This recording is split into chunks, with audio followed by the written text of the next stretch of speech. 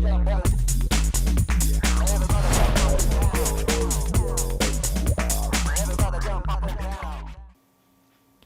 this is Mitch King with the Thursday evening, September 24th, 2009 Daily Stock Report. Here's the Dow 30. We've had 2 down days in a row now. We're at a critical point of whether the buy on the dip pattern continues like it has for months, or we have a more substantial pullback compared to the ones that we've had the last few months. So if the price chart would look something like this, that would be continuing the buy on the dip. So we should have a couple down days in a row and see the market stop going down and gradually making its way to higher highs.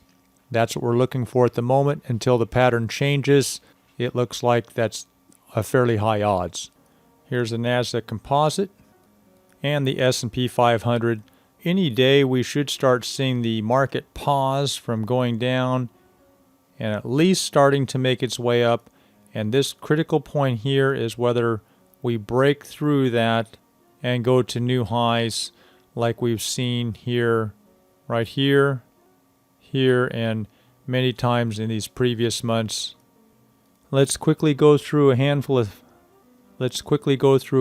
stocks that we've been talking about lately. Here's ATPG, ATP Oil and Gas. 2 big down days. This is the bull short that we've had a hard time with compared to other ones. Normally when we get this type of pattern right here, along with this increase in volume like that we start a breakdown, which we did for a couple days right in here. But then it continued to move up, and so now we're getting that breakdown in the last 2 days. This was caused by some forecasts that were decreased. They issued quite a bit of extra stock and it dilutes the price. So this looks like the catalyst that's breaking this down. Hard to tell what the target price could be. It could drop to 14.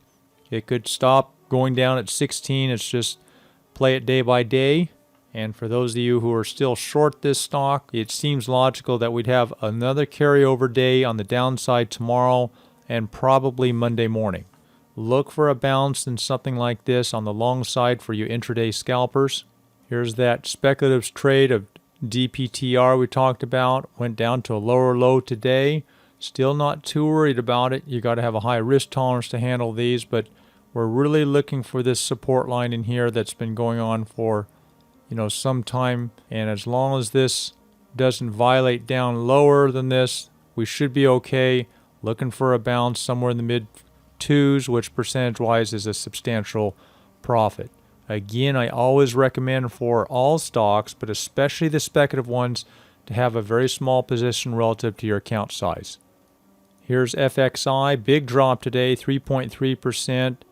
Let's take a wider view look on this, and we're still looking at this, the idea that it's going to continue to bounce off this trend line.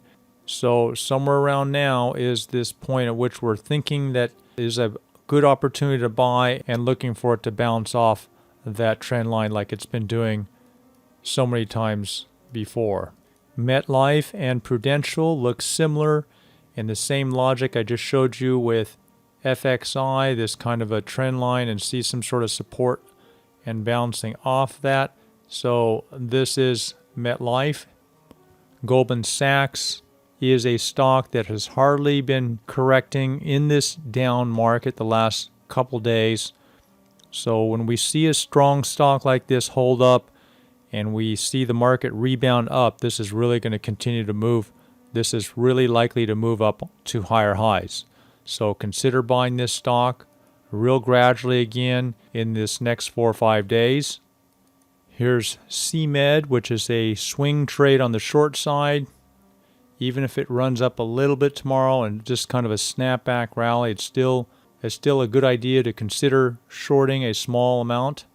This is a quick swing trade that will last only days. Here's EBIX, a stock that we have on a long swing. Let's take a look at LNCR, Lincare Holdings, looking for this to continue to drop here the next 4 or 5 days. Here's Tandem Computer, a real strong stock, and the market's been down 2 days, so this could continue to move up 2 or 3 more days. And we reopened the short position on STP, which is a solar stock, as well as FSLR a couple days ago, I think yesterday, last 2 days. And we're also have posted the last few days TOL, which is a short on Toll Brothers on an intermediate trade, which could last weeks. This is the stock that I've tried to short before. It was not real successful. It's been a little strong, but this is the weakest of all the housing stocks so far that we follow.